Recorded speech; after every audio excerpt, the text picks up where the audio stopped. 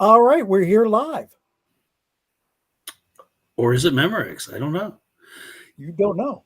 But can we channel our inner George Carlin? Well, if I start to say the word, yep, there you go. You got to beat me sometimes. Matt Light says Jerry Sandusky. Well, our first comment. Thank you, Matt Light. Yeah, thank you. Don't know what to do with that. So Tyler Palko will forever be memorialized for the 7-second delay. Yes. But I promised Brian I would say a swear word. So I'm going to say damn. Okay? All Go right. ahead, say one. Liberate yourself. No, I'm gonna wait. I'm gonna wait when I really feel the need to. Okay. All right. Well, we had breaking news tonight, Fletch. I saw. You know I'm a beloved Michigan man. I wear the Michigan undershirt tonight. Jim Harbaugh is no longer a Michigan coach. He is now How are you feeling about that? Of the Chargers. I'm okay with it. He won the national championship here. I think personally he was going to get the 1-year ban. He had nothing else to do here.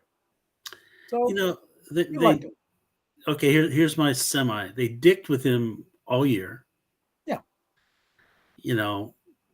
There's the NIL, there's the transfer portal, there's all this conference realignment. Who needs it? I'm with you. Nick Saban doesn't need it. I always want to say Lou Saban. You're killing me, Lefty. I know, but Nick Saban does not need it. Jim Harbaugh does not need it. It's a tough job. Before I would say maybe an NFL job might be tougher because of the personalities of the modern athlete, but no, it's not even close. Not anymore. Take the NFL any day. So can I tell you? What does that say? Do you think that was the best of the NFL jobs? I do. I would agree. I don't think Atlanta's the job, and apparently Bill Belichick will get that one. Who do you pick, Belichick or Harbaugh? Oh, I would take Harbaugh at this point. Yeah, I would agree with you. But can I tell you something about my lack of luck? You're up. Go. It's no.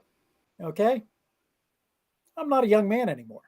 To the point where somebody at work says, "Hey, Dave, you remind me of Mr. Burns." I don't think she was into me. Oh, no, sir. No. Yeah. Wow. Yeah. That is not my compliment. Although I can do a good excellent. So were her hours cut? Was she buried in, the bad shift after that, or what? She would have been unplugging toilets at that point, but he was training in our store from another store, so she is gone now. But so getting back to my luck, anyways, it snows. I hate shoveling. Viv buys me the Snow Joe, the electronic shovel. It just shows up yesterday. Okay. I look at the weather. It's going to be 50 degrees for the next 3 weeks. Yeah. So what does this Snow Joe do? It basically, you press a button. It's battery charged. You press a button, and it's got the little flippers on it that pushes the snow 25 feet. Really? It's like a snow blower, except it's cheap. K-Tel? Ronco? The fine people of K-Tel. Nice. Favorite K-Tel record?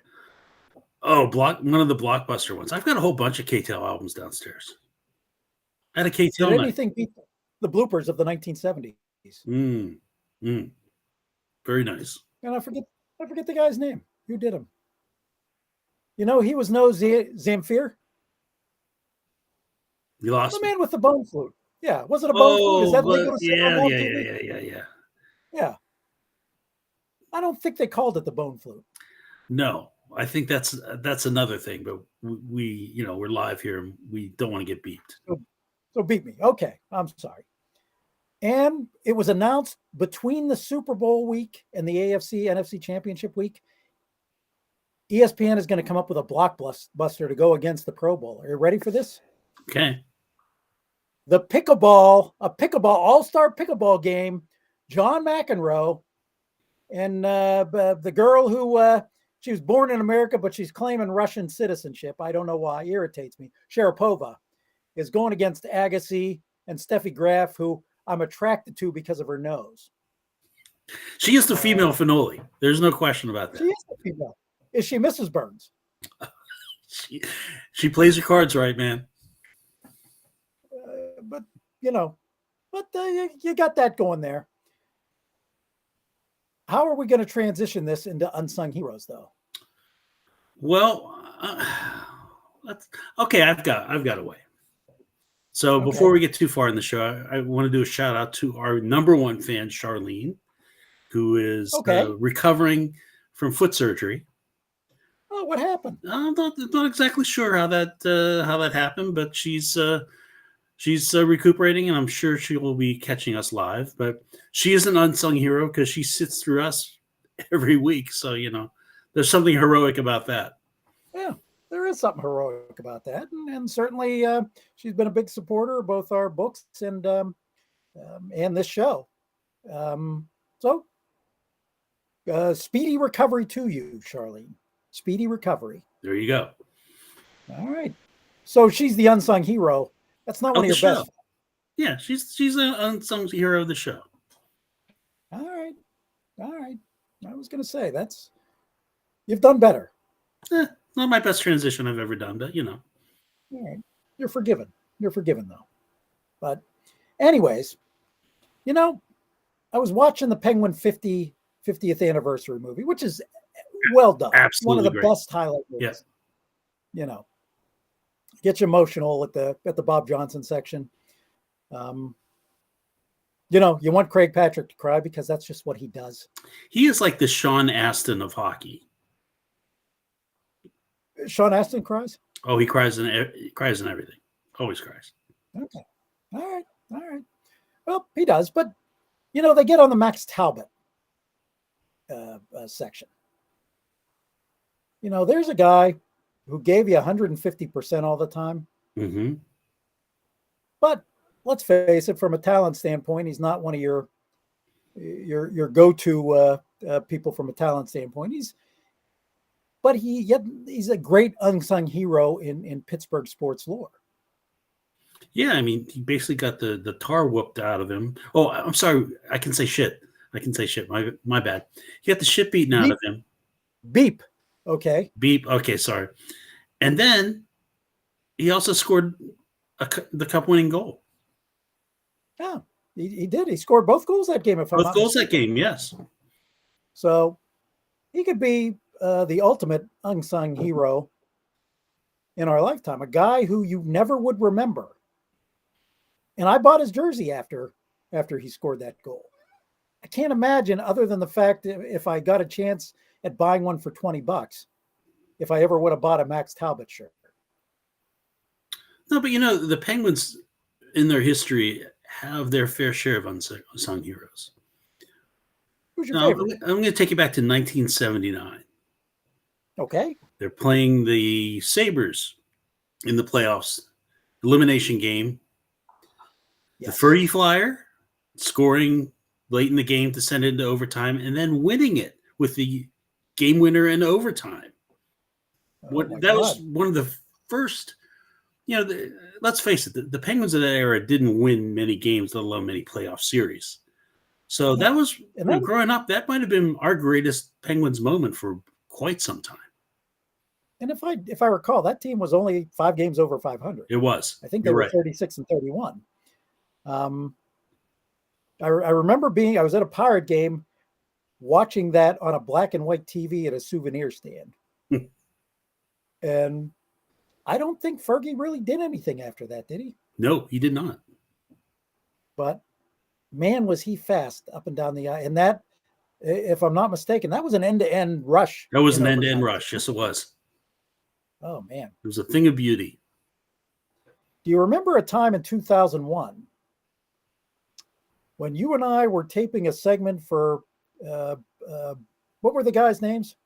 Dave and Dave. Yeah, we were Dave and Dave on WQED on brew pubs. And it was midnight. We had been to quite a few brew pubs at the time. Well, it wasn't midnight yet, but it was getting there. It was there. Yeah, it was close. And we were at quite a few pubs at that point. Probably not at our best. Thank God we had somebody driving us. Yes. And I'll never forget standing up as they were trying to tape, and we left the table to go watch this Darius Kasparaitis. Yes. A guy who was not a scorer, a guy who before he came to the Penguins was just a major pain in the ass, who would get under Mario's skin, and that's really what his job was at that point. Yeah. And we got to back up to Game 6 in that series because they were 90 seconds away from being eliminated. And Mario scored to send the game into overtime. And then Martin Straka scores and brings it to Game 7. But the best thing about the Kasparaitis goal, there are two things. One, it's the only goal he scored in that playoff. And two, do you remember what happened after he scored? The flop. Oh, he went for a long ass slide. You are breaking ribs at that point, I'm thinking. Well, yeah. But neither one of us was feeling any pain at that point. After I think we probably hit at least 6 brew pubs that night, and we had to take multiple drinks, as we were giving our reports. I wonder on YouTube, as we are on YouTube tonight, if our performance from that episode would be on there. That would be fun to see. I would enjoy that. You did see a glimpse of our eyes at one point at that last brew pub, probably floating to the back. Yeah, I do believe. We get a comment from, and I apologize if I mispronounce your name, Tony Ashutella. There has been one Game 7 Stanley Cup goal scorer in Penn's history. It's Max Talbot. Also the best shusher ever. He is right. He is right. Who was that guy with the Flyers? Do you remember his name? It's escaping me. Oh, I don't remember. Turned the entire series around. He was a pussy. He was. There it comes. There it is. Huh? There it is. The Daily Pussy. Yes. We're going to name an award the Daily Pussy.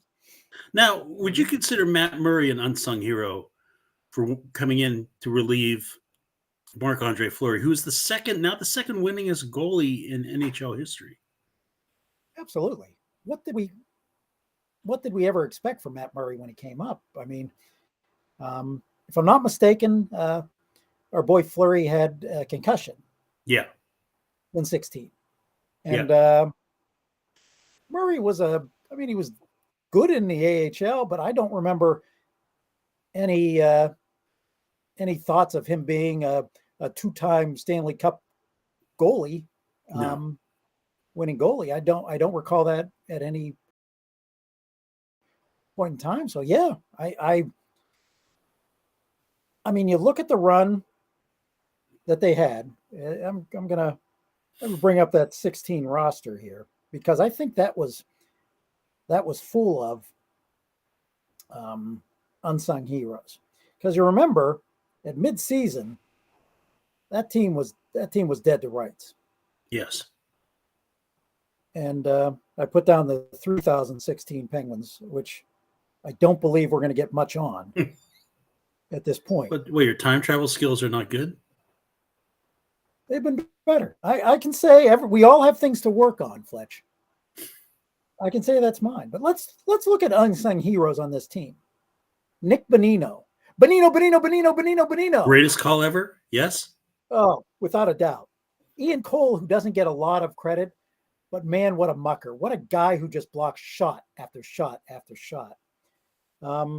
Trevor Daley. Mm-hmm. If I'm not mistaken, broke his leg. Mm-hmm. But was just fabulous there. And then you go down to Brian Rust, a guy they brought up from Wilkes-Barre, which you did not expect much from him. Connor Sheary, the same. Mm-hmm. But you know what? Guys who they were all fast. Their forecheck was just, it was incredible that year. It was incredible. And Rob Scuderi, who in 2009, if I'm not mistaken, makes the unsung hero list as the save against the Red Wings in Game 6, which would have effectively eliminated the Penguins. It would have been an elimination game, right? With that kick out when Fleury was out of position and the goal was wide open. What an incredible moment that was. I remember another moment in the playoffs that era, and that was the Brooks Orpik shift that he took. The shift of God. I think I'm the only one he didn't hit on that shift. Oh man, that gets lost in time. And he parlayed that into a big contract. That was good for him. He did, and he actually ended up. That was one who deserved a contract, because he ended up being he was on the USA team. Mm-hmm. Very deserved. From all accounts, a good locker room guy. Oh yeah, I would definitely agree. We go from the Pens to the Steelers. Donald Schreiner points out, and this is true, Randall L. doesn't get enough credit for his Super Bowl 40 performance. Agreed. He doesn't. Absolutely. I think he is probably an underrated player in Steeler history as far as his importance to those teams during those years. Mm-hmm. But one person you pointed out the other day, Merrill Hodge. Yeah. Talk about he was no pussy. No. What a playoff game he had. And what was that, 89? Yeah. And was it 88? 89? No. Yeah, this is a guy who, no one thought really that highly of him when he was drafted. Not fast, but damn, he had the heart and he could play in that playoff run that year. He was amazing. If it wasn't for Dwight Stones dropping a pass, they go another round. Hands off. Man, he was the Jim Magoo of the Steelers. As you remember, Jimmy Magoo could skate faster than anybody and got just umpteen breakaways on goal and could never score. Oh, wow. There's a name from the past. Jeez. Wow. So we have him. We have Randall L. We'll put in there. We both agree that you can't put Santonio as an unsung hero because he was sung. Right.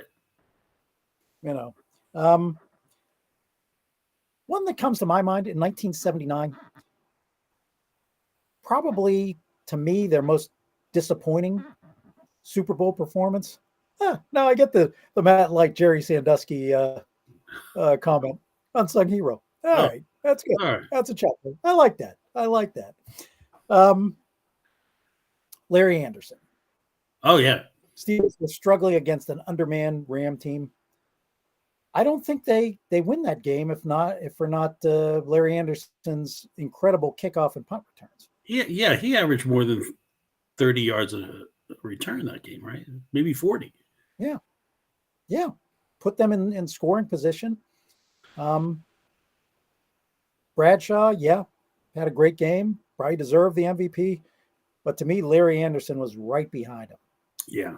Well, here's the funny thing about that team, the 1979 team. That was the first Super Bowl winning, first championship team in NFL history that was all homegrown talent.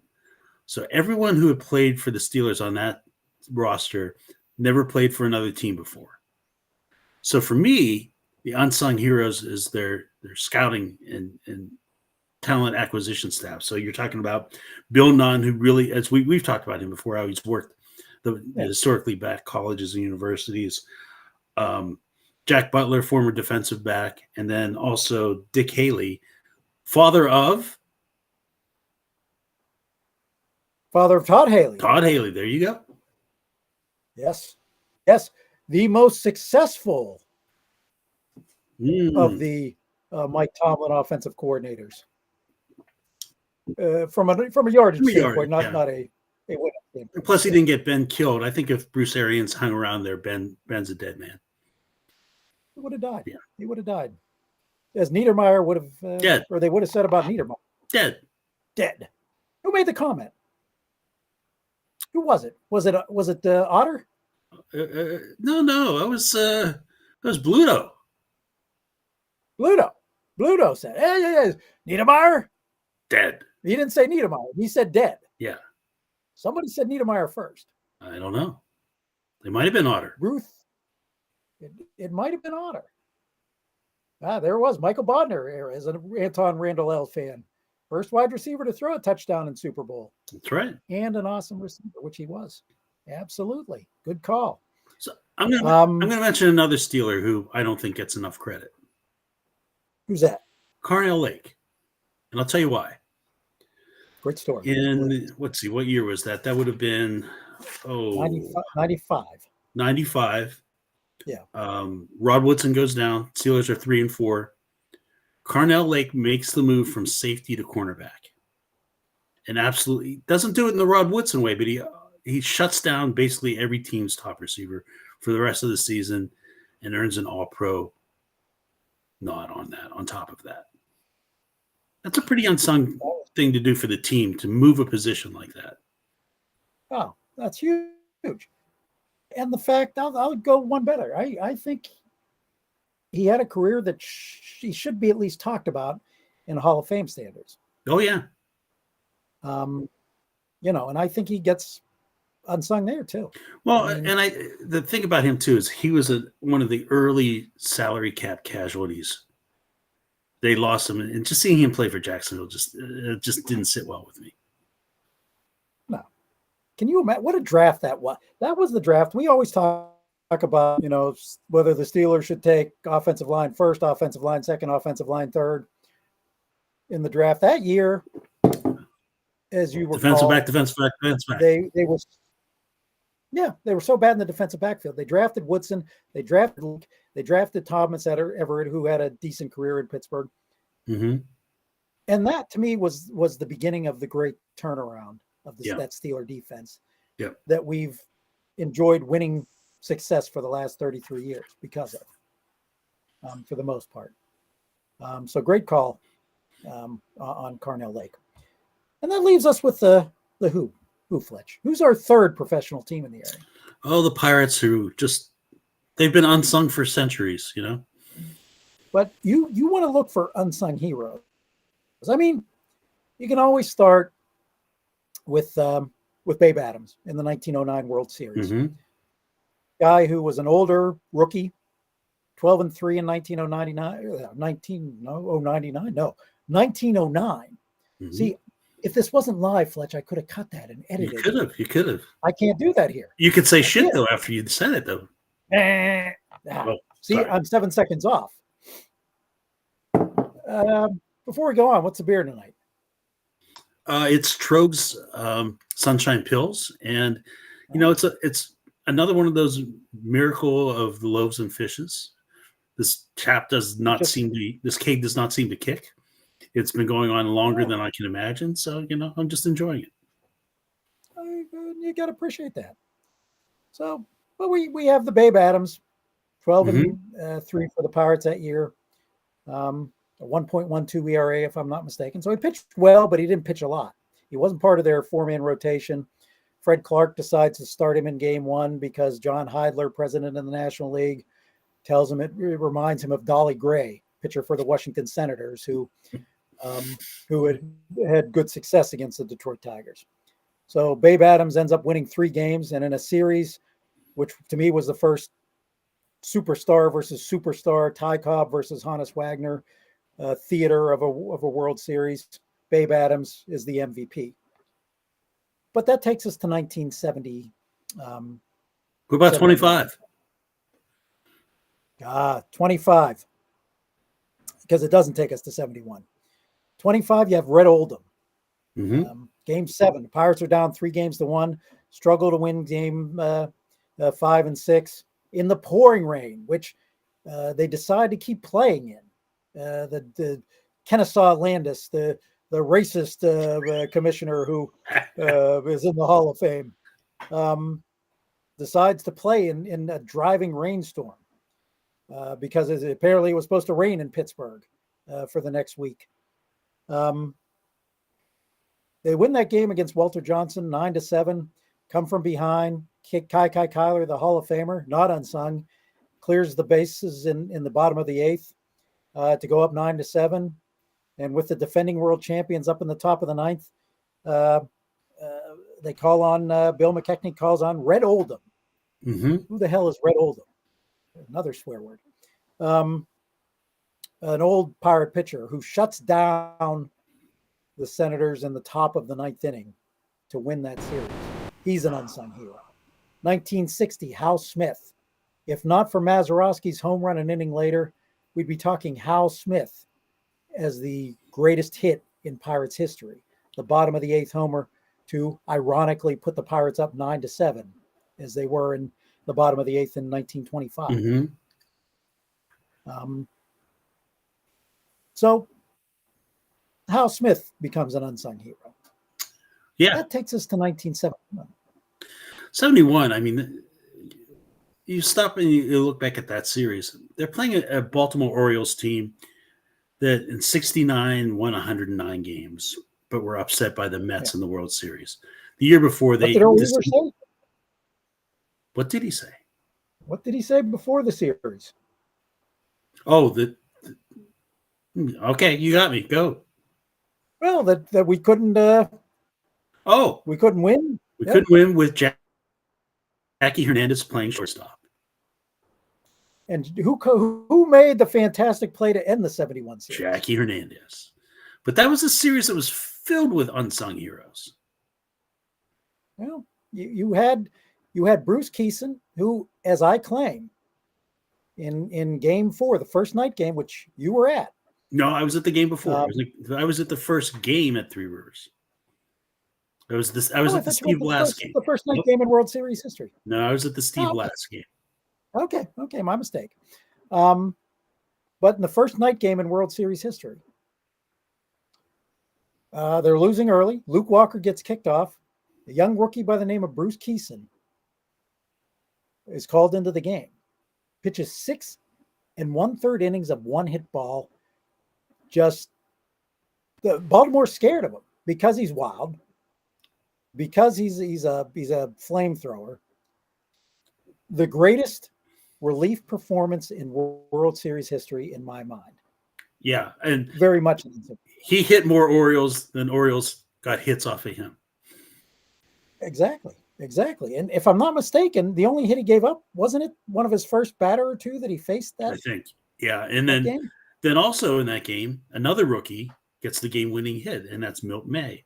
Have you ever seen an odder batting stance than Milt May? Oh, no, absolutely not. Who was he the son of? Pinky May. Pinky May, right? Yes, I believe was a Reds catcher. If I'm not. Yes, mistaken. he was. And then there's also Jose Pagan, who wasn't supposed to be on the roster. Many people said, "Why did you put him on the roster instead of Rennie Stennett?" That's why Danny Murtaugh was great. Rennie Stennett hit 353 that year in his rookie year. And Jose Pagan gets the double. That's they send Stargell. First of all, who's going to hit and run with Willie Stargell? Not a fast man. He wasn't a fast man by any stretch. And that memorable slide into home plate with Boog Powell cutting off the throw. I don't think even if he doesn't cut it, I don't think they get him. No, I agree with you. I think Boog takes a lot of.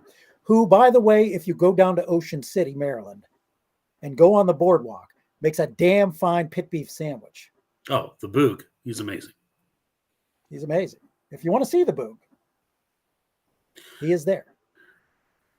And then the next Pirates World Series appearance in 79, the last Pirates World Series appearance in 79. Sorry, I should put it that way. One more before we hit that. Let's not forget Bobby Robertson. Oh, yeah.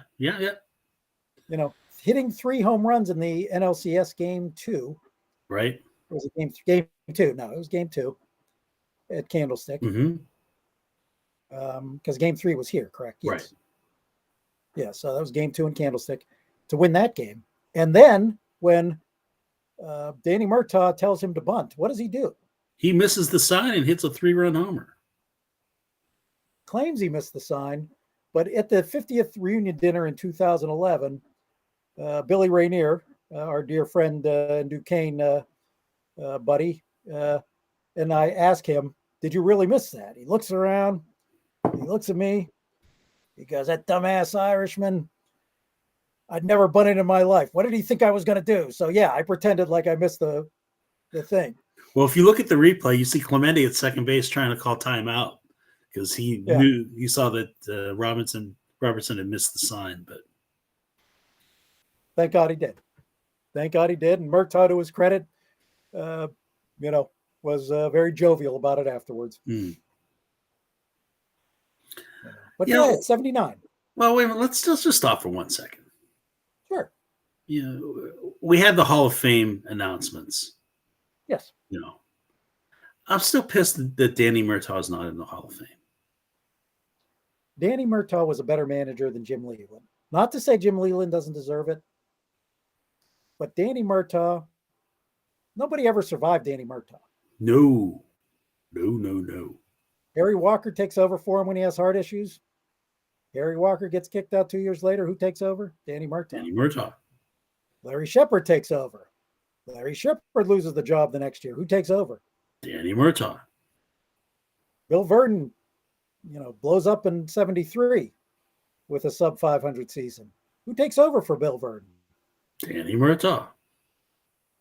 Danny Murtaugh, indeed. Hey, if he were still alive, I think Chuck Tanner would have lost his job.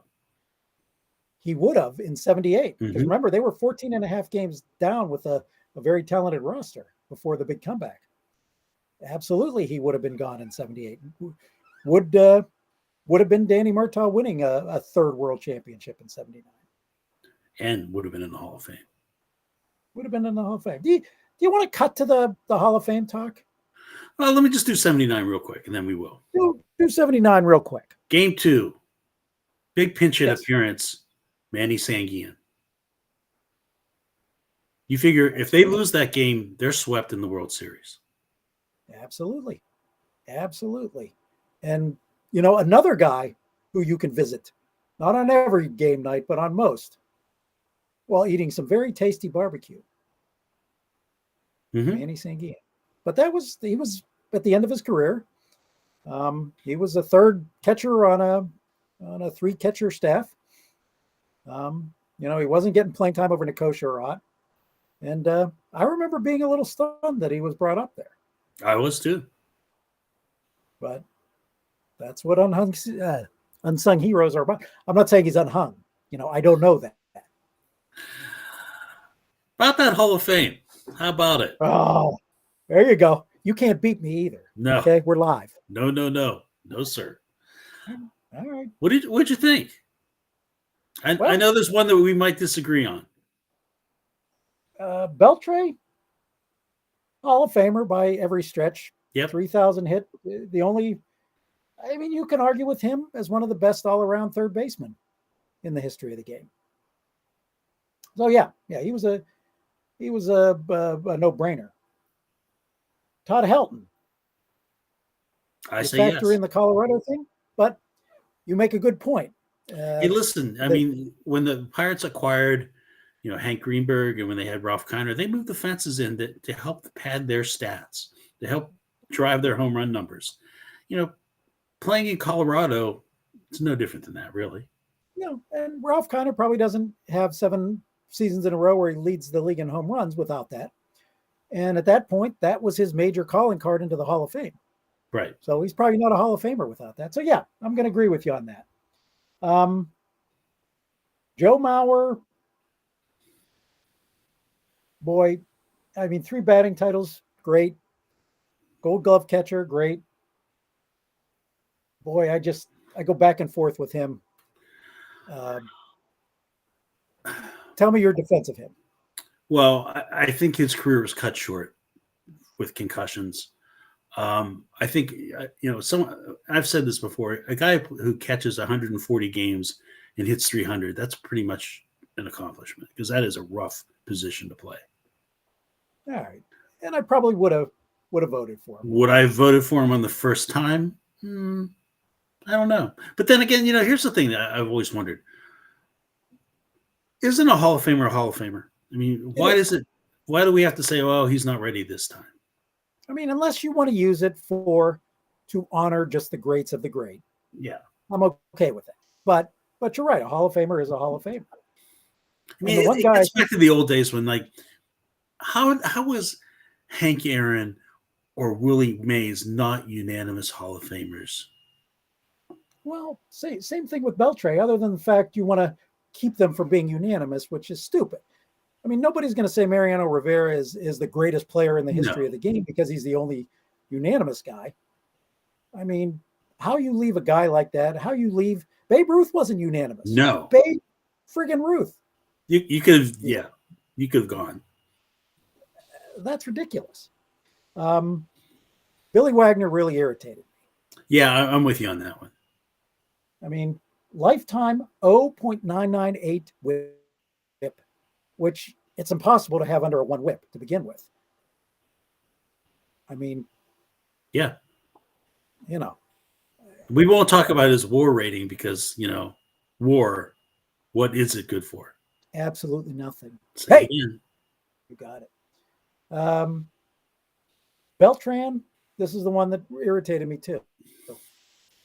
So he went from low end 8%, barely above the going next year, to 57 in his second year, which means he's going to be a Hall of Famer.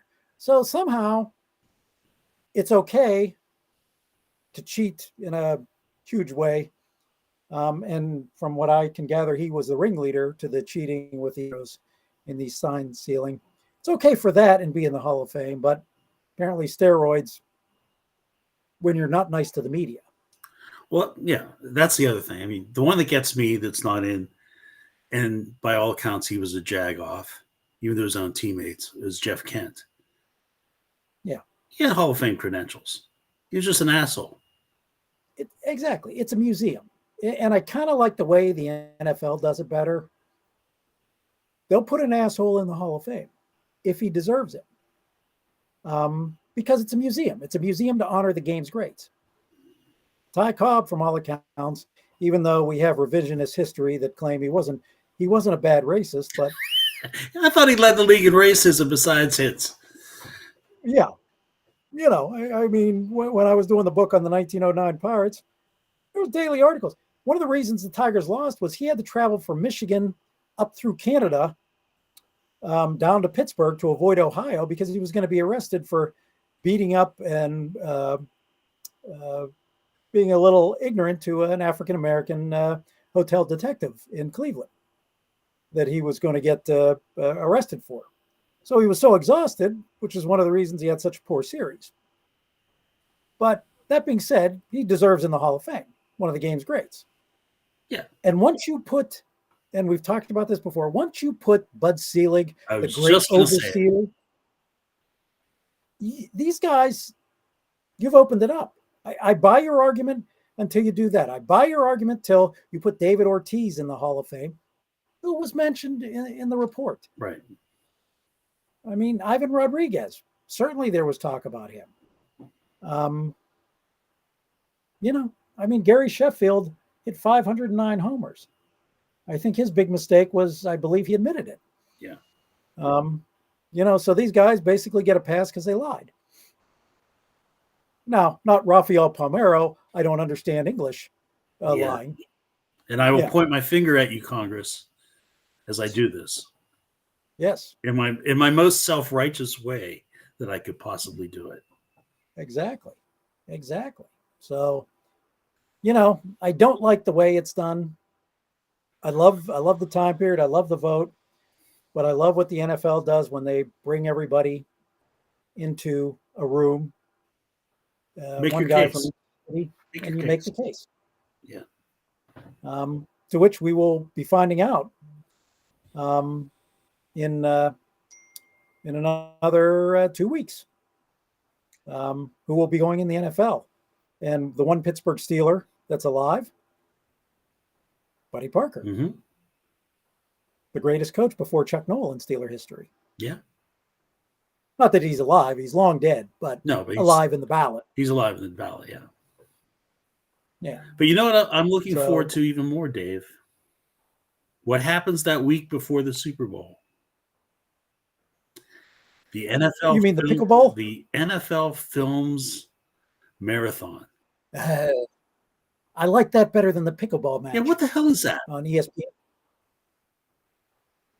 You got John McEnroe. You got Sharapova, who was born here, was trained here, but is claiming Russian citizenship. Why? I don't know. You got Agassi and his wife Steffi Graf, who the female Finoli with that nose. She is the female Finoli, exactly. Yeah, exactly. Weirdly attracted to her because of that. Be like kissing yourself, Dave.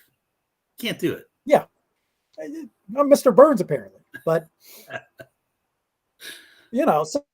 so this is a better use of the airwaves time than because I love Champions Golf, the over 50 golf, because you can't tell that they're over 50 except for the white hair. They still hit the ball the same way. But for God's sake, you're into pickleball, the wiffle ball of tennis. Yeah. Unless you can make the ball like dip and, like a wiffle ball, I don't want to watch it. My wife, the formerly nationally ranked amateur player, undefeated at Duquesne for 2 years, is into pickleball now. And she tells me, I have to remember every time somebody slams the ball and I go to duck, it's only a wiffle ball. How much can it hurt? That is Viv. That is Viv. But anyways, NFL. Mm-hmm. We're gonna see the films. We're gonna see the highlights. We're gonna see John Facenda. So there are a few that I always watch. I watched the Super Bowl III. Yes. Super Bowl IV only because they mic Hank Stram. And I get matriculating. And I get to say 65 toss power trap at least once a year. Nothing better. I like the Super Bowl V, which was a really shitty game. It was horrible, but they win on a last-second field goal. And it's just a very sloppy game. But all of those, I guess the common denominator in all of that is John Facenda, the voice of God. There's nobody better. How many teams were there in the NFL? There were 29 football teams in the NFL, and then there were the Pittsburgh Steelers. Goosebumps. Chills. People asked on Facebook. The great Stan Phillips of our Baseball Way of Life site does an outstanding job. Asked the question: if you were to voice your life, who would you pick? I was the only one who picked John Facenda. Yeah, I would pick either Facenda or I'd pick Vin. Because Vin would tell some amusing story about me. What is Vin's amusing story about you? I don't know. He'd find one, though. Maybe he would talk about Farmer John hot dogs. I don't know. I have a few. I'm not going to relate here because of the liveness of this. But he probably could. He probably could. Oh. How do you look so muscular and I don't? Wait a minute. Yeah. By the way, I'm celebrating Mount St. Mary baseball tonight. Oh, nice. Is it nice? Are you wondering why the hell am I celebrating Mount? Patty Fleming. Yes. Her son got a scholarship to play baseball at Mount St. Mary's. Fantastic. Yeah, so we're going to celebrate Nick Fleming tonight. Oh. If I had more beer, I would drink to him. But, I guess that means we're almost done. What starter jacket do you have that is making you looking muscular? Oh, it's my Steeler one I think I got from my Sports Illustrated subscription. All right. Speaking of which. Let's speak about it. How horrible is that?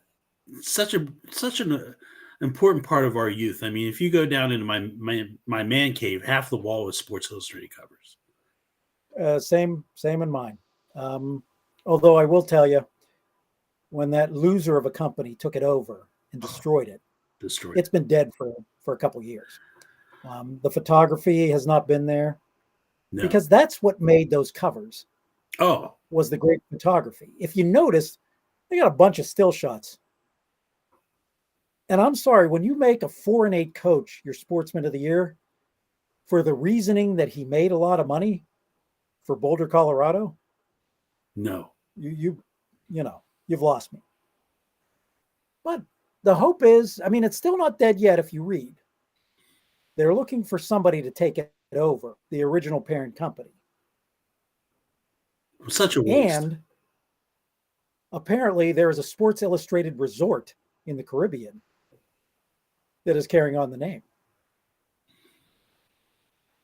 There you go. It's something. But it is such a waste because it's Sports Illustrated, Sport Magazine, the sporting news, which I got yelled at online when I was claiming about the sporting news was gone, because a friend of mine is the head of sportingnews.com, which does a great job. Don't get me wrong. It's not the same. But it's not the magazine. It's not the same. It's not Street and Smith. It's not, all these great magazines when we were growing up. Yeah. Yeah. I mean, and I'm sorry, I like the magazine in my hand still. I like reading the magazine. I like every Thursday when I get that in the mail, the Sports Illustrated. Once a month, which our buddy Jim Lachima has done an outstanding job resurrecting. Baseball Digest. Yes. Baseball Digest with Rick Cerrone. But every month getting Football Digest, getting Basketball Digest, getting Hockey Digest. I had subscriptions to them all. And Soccer Digest in the days of the NASL. Well, in the latest issue of Baseball Digest, there is a letter from me in there. So just so you know. Is there? Here it is. In the one with the rookies? Yes. I will have to read that. I just started getting around to reading it. But yeah, that is a damn shame. Hopefully somebody will resurrect it who will hire the best photographers, who will hire Pat Forty is a great writer, but it's pretty much him. And when you're using AI to write articles, that's such horseshit. You've jumped the shark. That's just such horseshit. Yeah, it is. Now, I think it's best that you correct me if I'm wrong. We'll probably push our Pirate Talk to next week. Do like the Chapman signing. It makes them with the best National League bullpen at this point in my eyes. But we'll spend some time talking about them next week. Yeah. Let's push. So we can give ample time. Because I'm out of beer. I'm out of beer. I know. I can't do this. Although, if you had another beer, would you need to go to the bathroom? Oh, dude, even without that beer, I'm 62. Let's go.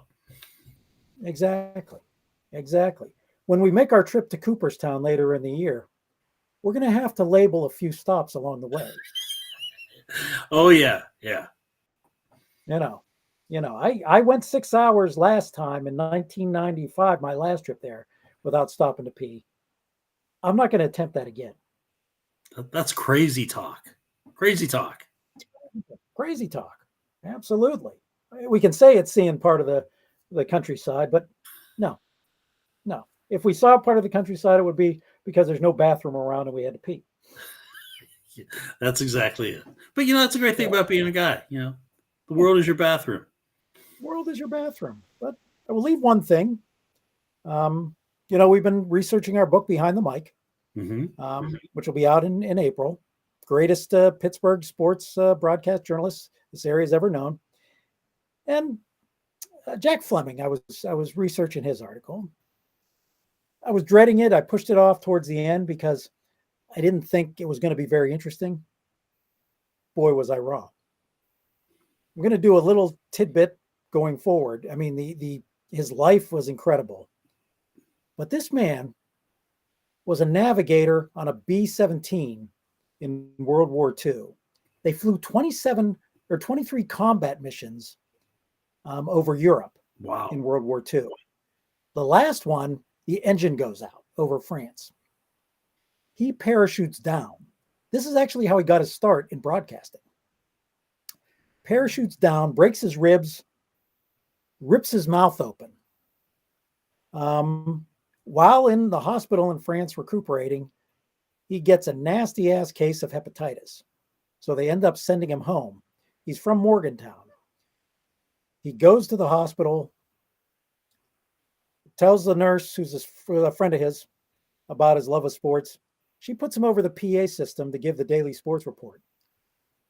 2 years later, actually a year later, he signs a contract with the Mountaineers as a color analyst. Wow. As a play-by-play band. That's a great story. But that's badass.